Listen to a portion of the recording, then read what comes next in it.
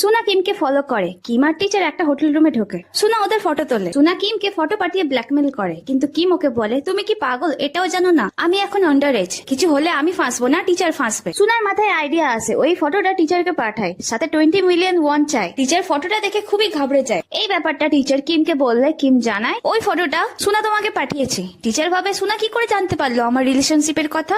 Teacher সুনাকে রাত 12টার সময় school ছাদে দেখা করতে বলে। সুনা টিচারের সাথে দেখা করে। টিচার সুনাকে অনেক করে রিকোয়েস্ট করে ফটোটা ডিলিট করে দেওয়ার জন্য, কারণ টিচারের ফ্যামিলি আছে। সুনা ওনাকে মনে করাই ও যখন স্কুলের বুলি হতো টিচারকে অনেকবার কমপ্লেন করেছিল, কিন্তু টিচার কোনো স্টেপ নেয়নি। টিচার দেখে ওনার ওয়াইফের কাছে কেউ এই ফটোটা পাঠিয়ে দিয়েছে। টিচার ভাবে এটা সুনা করেছে। এরই মধ্যে সুনার ফ্রেন্ড হেয়ন যখন স্কুলে আসে, ও দেখে সুনা স্কুলের ছাদ দিয়ে পড়ে যাচ্ছে। আসলে সুনার ফ্রেন্ড হেয়ন ছোটবেলা থেকে খালি চোখে রেড লাইন দেখতে পায়। হেয়ন দেখে সুনার মাথায় এখনো রেড লাইন দেখা যাচ্ছে, এর মানে সুনা বেঁচে আছে। কিন্তু সব থেকে বড় প্রশ্ন হলো সুনাকে ছাদ থেকে কে ফেলেছে। পরের পার্টের জন্য তাড়াতাড়ি লাইক, কমেন্ট, সাবস্ক্রাইব করে দাও।